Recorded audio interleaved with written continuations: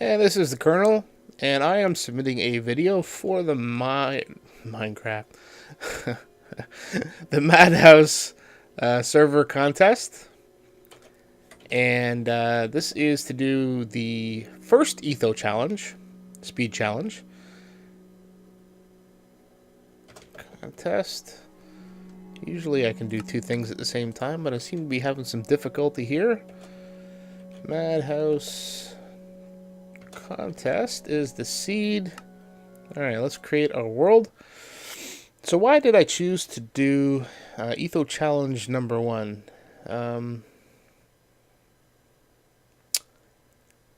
is a good for myself. A little anal retentive. Possibly borderline OCD, I guess. Whatever you want to call it. I am it. And I can't start in the middle of something, so I need to start at the beginning. I can't jump in the middle. Plus, when I was looking at the challenges, I've tried one of them before and never had much success with it. And most of them look pretty difficult, to be honest. So I thought this one might not be too bad. And the challenge, Etho number 1, or Etho Challenge number 1 in English, is to kill a ghast in 30 minutes. So that's what I'm going to try and do. I am not hopeful unless I can find a cave.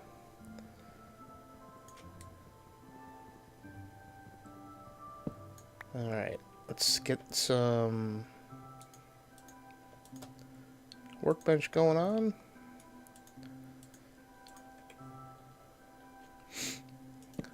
So I'm not even sure if I'm going to submit this video, but if I do, I hope the answers to the questions are satisfactory. So question number 1 is, why do I want to join the Madhouse server, or the Madhouse group? And I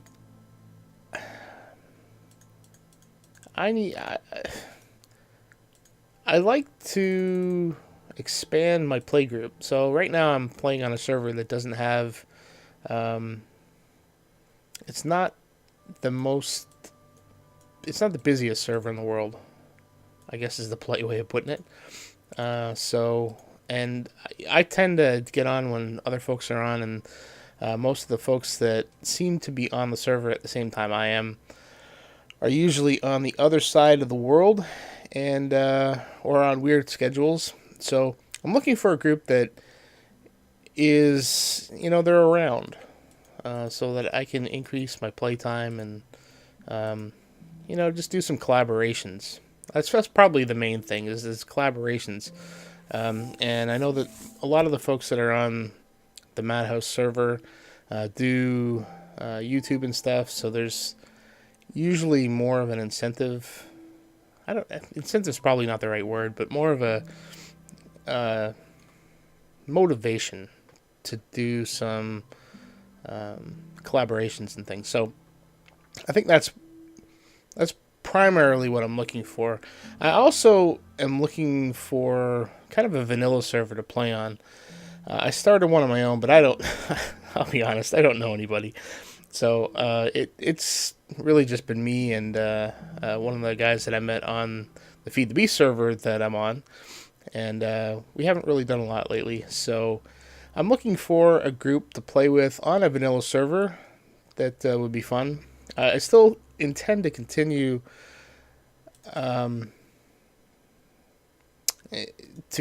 recording videos. And I just realized that I haven't done anything here in the last 30 seconds. I still plan on doing some videos, even though I would be on a server. It's a lot easier for me to do these when I know I've got everything planned out, and I don't have anything planned out right here. So I'm winging it.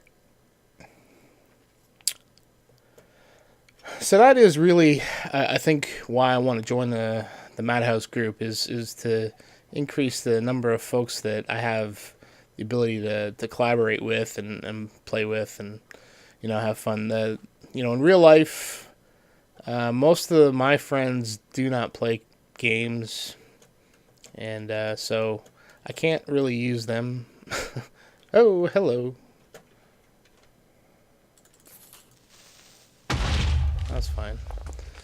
So I can't really use them to play with, so that didn't sound right.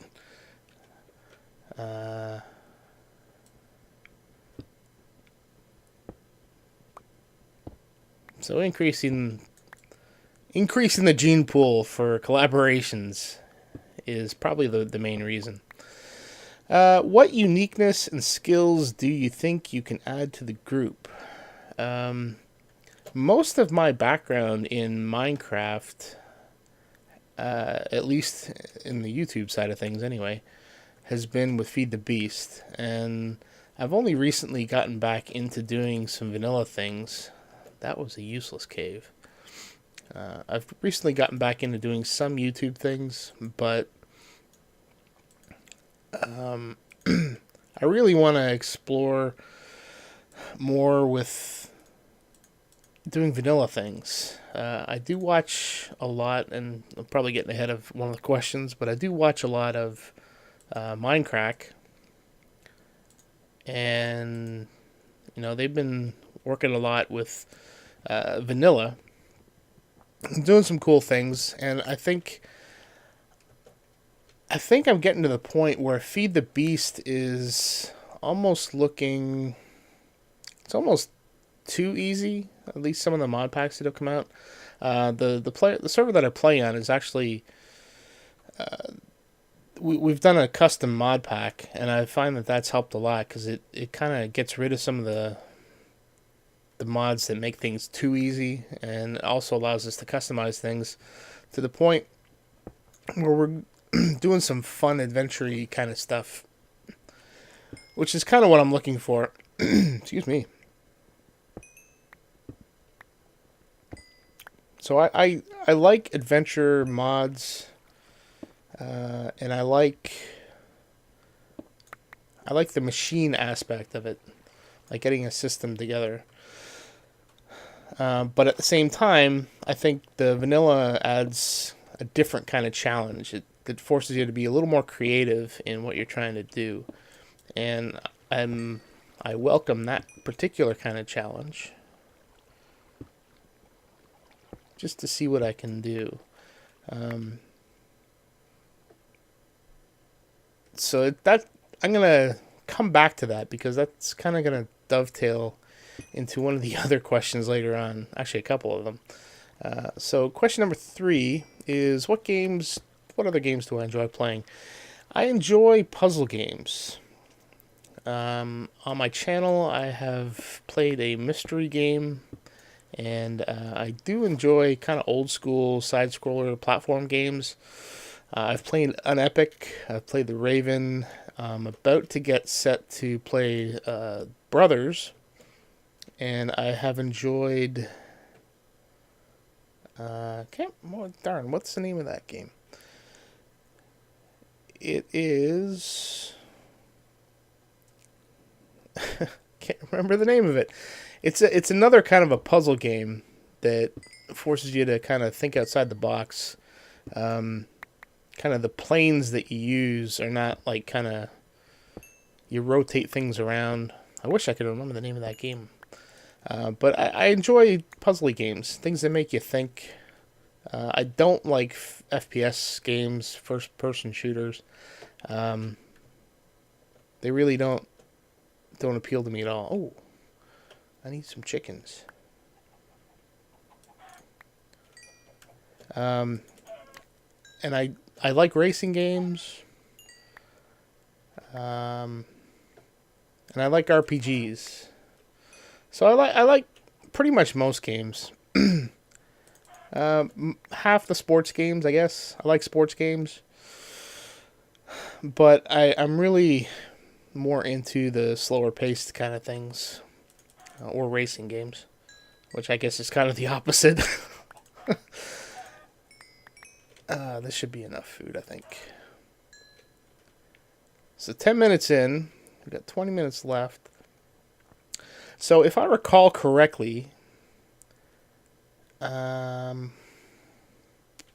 Etho put a limitation on him that he wasn't going to use any surface lava. I am not going to use that particular limitation. So, and I think I need to find more cave. More cave. I need to find some iron is what I need.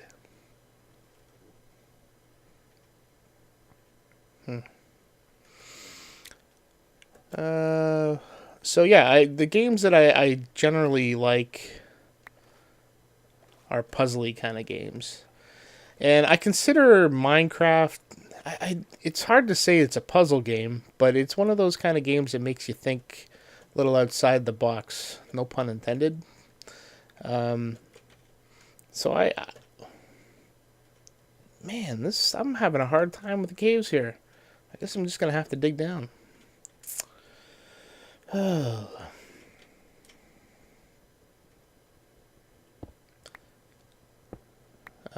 So, question number 4. What country do I live in? I live in the eastern part of the U.S., on the East Coast, just in the D.C. area. But I am actually from Canada. So, best of both worlds, I guess. What are my 3 favorite websites? When I saw that question, I knew I was going to have a problem with it because I generally don't have a favorite website. There's websites that I go to more often than not, but I wouldn't call them favorites. I mean, I guess by that definition, I guess YouTube would, I guess, be a favorite, possibly. Although I don't consider YouTube a favorite because it's kind of not been doing good things lately. And I'm sure most of you are aware of what I'm talking about. So I don't have really a favorite. I've got websites that I visit often. And it's more to look up information as opposed to, any sort of like or, fan-ishness toward that website. I like I don't even know if I like ESPN. I go there because they got sports news for my teams. I like going to the TSN website, which is a sports network in Canada, so I can follow up on some Canadian sports news. And I go to the Feed the Beast website fairly often just to get updates. But I don't know if I'd say I had a favorite website. And I visit the website for the Feed the Beast server that I'm on, Trek Ultimate. And I visit that quite often. So, I don't know, I don't really have a favorite website. I have websites that I go to frequently. So I don't know if that answers that question or not, but that is my answer. So next question.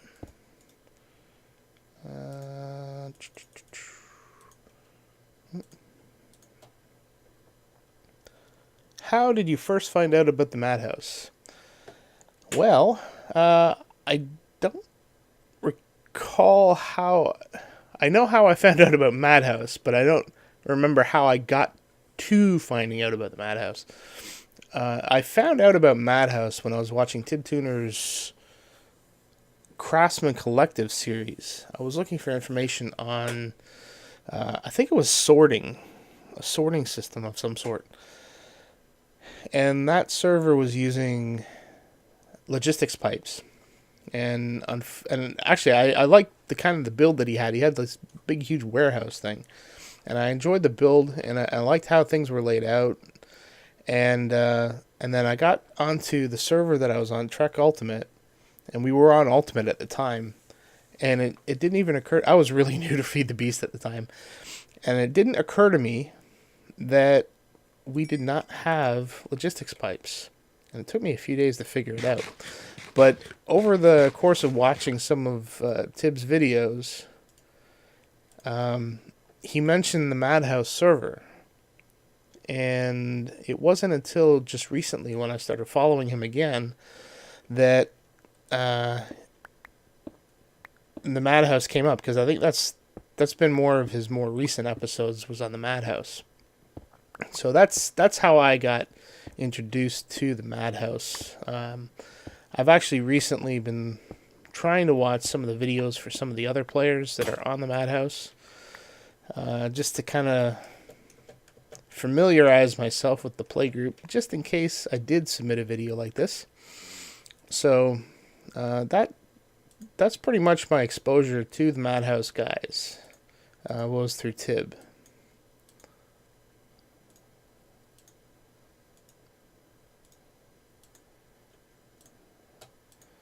There we go. So how are we doing on time? We got 16 minutes. So we need to get down and get some lava so that we can get some obsidian. But I also need to find some iron. That's going to be tough if I don't find a cave.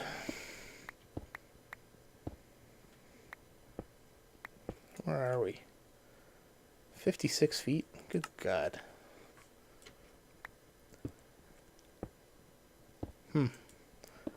I'm not hopeful. Not hopeful at all. Okay, so next question. How long have I been watching LPs, and how involved have you been in an LP of somebody else's? I have not been in an LP of anybody else's. However, I have been recording LPs, I believe, since the spring, possibly. Maybe before that. I didn't start playing Minecraft until a while ago. I mean, it's been very recent, and I had played vanilla, didn't, just kind of messed around with it, and then just kind of made my way into Feed the Beast. Iron, beautiful. So I've been making LPs, and I started making LPs because I wanted to. I need that. I knew I should have brought that with me. I've been making LPs because I wanted to use it as a way to focus. Because Feed the Beast for me was pretty daunting. So I started recording them so that I could focus and keep focused, and make content rather than just kind of meander about aimlessly trying to do stuff. It would allow me to keep focused and maybe have a storyline or something. But the early videos were really trying to do a tutorial. I couldn't find any videos on, getting people new into Feed the Beast. And I think I originally started with, I think it was it was the Minecraft pack, because I just started watching Minecraft at that time. So I started with that, and so that's really almost from the beginning when I started playing Feed the Beast is when I started recording. So it's been almost a year, I guess. Wow. Hadn't even thought of that. It's been a while. And I've managed to get a nice inventory of videos, some good content, and from the feedback I've gotten, I think it's improved over that time span. So yeah, I'm recording just a little less long That's horrible grammar. I have been recording almost as long as I've been watching. So it's been about a year. I think I've only been playing Minecraft for about a year. Maybe it's 2 years. Time flies, man. Time flies. Question number 8. That sounds promising. Question number 8. Do you play games to exercise your mind, relax, or something else? I play games because I was sitting on the couch. Let me reword that a bit. So the games that I like to play are games that make you think. Now, there are occasionally, when you're playing a racing game or playing a sports game or something that are more action oriented. That's just to kind of release. I actually enjoy golfing, and most of the golfing games they're not that good. So most of the games that I like to play, the puzzly kind of games, the creative kind of games like Minecraft, I play those because I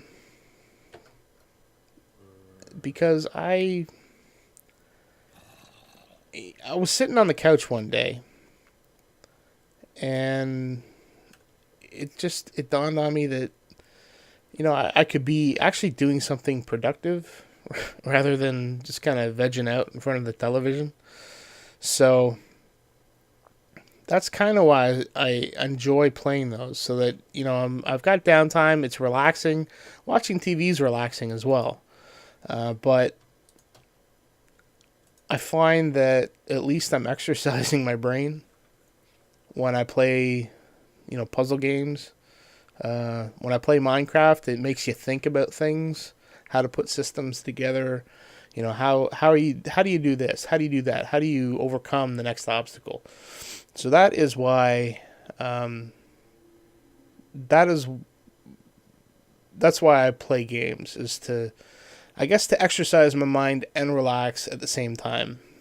Some games I just play just for mindless amusement, but for the most part, it is to.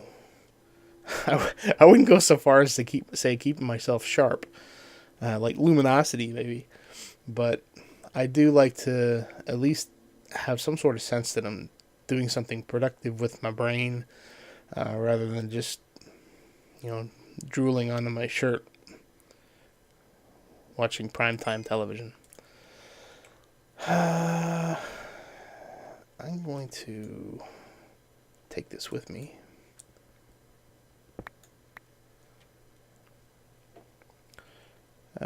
Question number 9. What is my favorite genre of movie? I missed that question when I was going through this list. Oh, what is my favorite genre of movie? That is a very interesting question.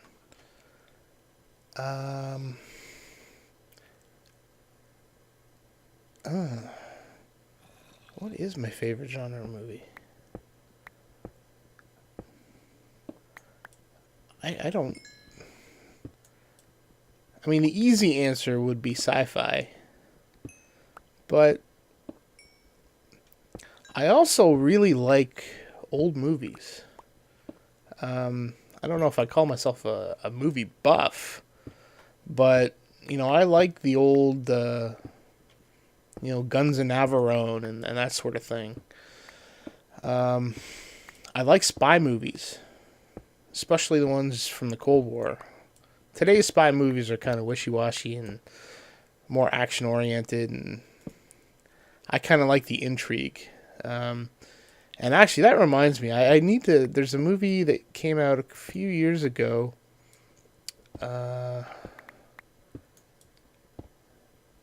Tinker, something Spy or something like that. Gary Oldman was the lead in that, And I have that, and I still have not watched it. I need to go back and watch that. I watched a lot of. Are we already done at Bedrock? Crap. Alright, let's go find those zombies. So yeah, I guess kind of a combination. I like sci-fi movies, but I like zombie movies. I hate zombie movies. Whoever came up with the genre of zombie movies, I can't stand it. Zombie apocalypse crap is just old. Wish it would go away. All right, where are you, zombie?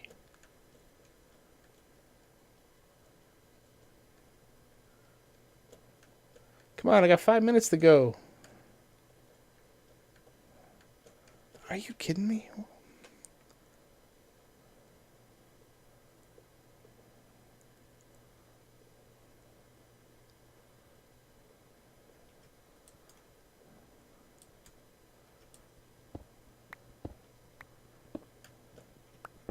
That waterfall of lava I don't think is going to help me at all. Oh, man. Well, it's not looking good for this challenge.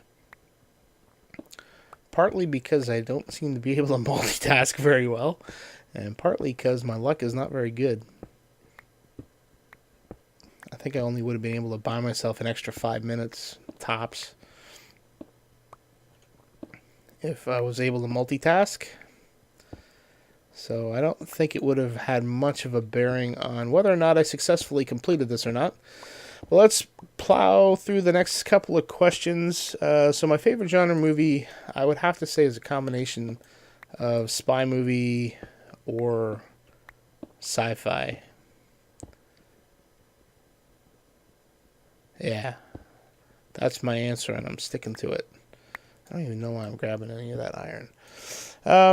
Face cam or not? Not. Doesn't really interest me. And to be honest, I don't understand people's fascination with seeing people's faces. The whole vintage beef thing for the Minecon, I don't understand what the big deal was. I mean, sure, it was kind of cool to get to know who, the face behind the name, but to be honest, you watch somebody for their content and you don't see their face at all. So, does it even, it doesn't matter? I don't think it does. I think it just kind of takes away from what you're trying to do. Plus, I would be more conscious of the fact that I'm on face cam rather than trying to figure out what I'm trying to do. Plus, I mean, nobody wants to look at my ugly mug. I mean, let's be honest. So, no. Face cam, no. Don't like them. I'll probably never do one. And, I just generally don't like them. Of course, there's a double standard there. If someone's easy on the eyes, I wouldn't mind it, but I'm not going to go seek that out. Question number 11, the final question. What criteria makes a Minecraft server a good server? I think there's two criteria. And I think the second one is more of a manufactured thing. So the first criteria, so 1A is the people.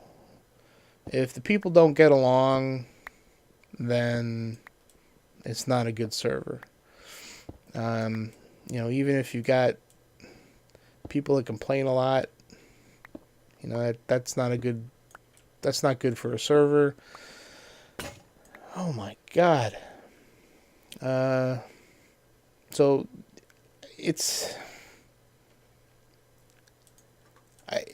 is the people. The people make, and actually now that I think of it, you probably can't even see what I'm doing here.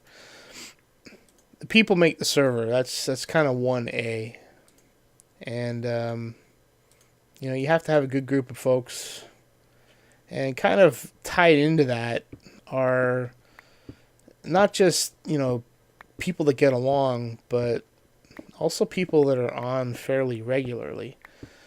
Um, and sort of you tie that in with keeping the server fresh, so that there's always something to do. I think vanilla Minecraft, this is probably the best time for vanilla Minecraft because there's so many updates coming so quickly that there's always something new to look forward to. In the past, that hasn't always been the case. There was quite a big break between 1.5 and 1.6, so there wasn't a lot of new content. So I think this is a good time for Minecraft because there's a lot of new things coming out. So 6 months into a map, you're gonna have new things when new code comes out, a new update to the game comes out. So there's new things to kind of mess around with, and it keeps folks on the server.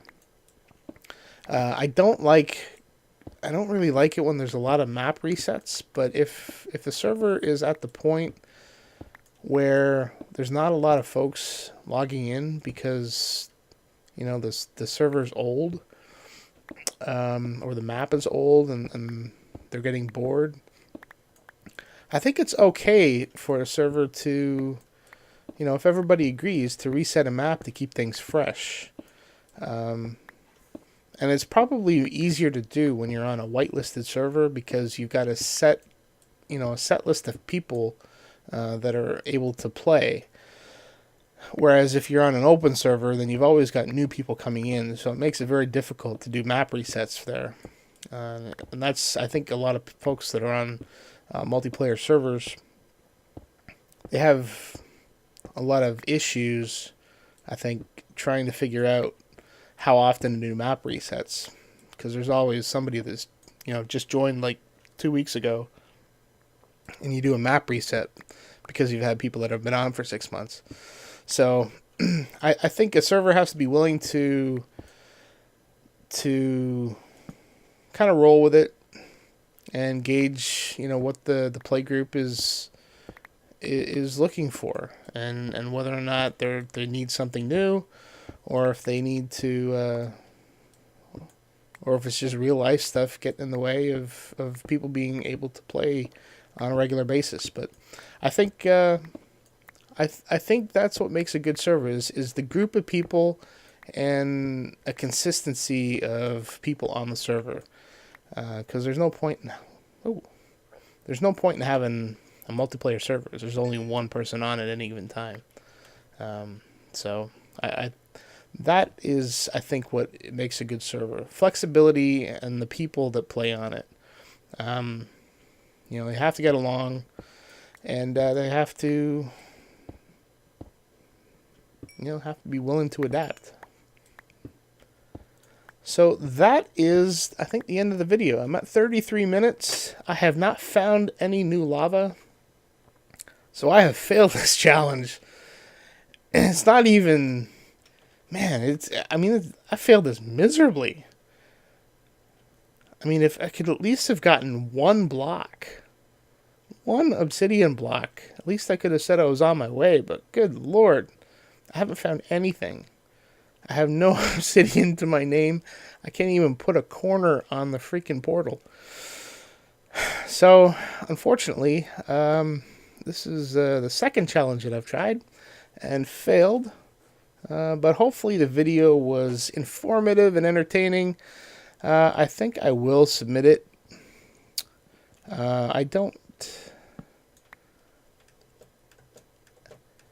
One of the reasons that I wasn't sure if I was going to submit or not was because I wasn't sure of the level of commitment.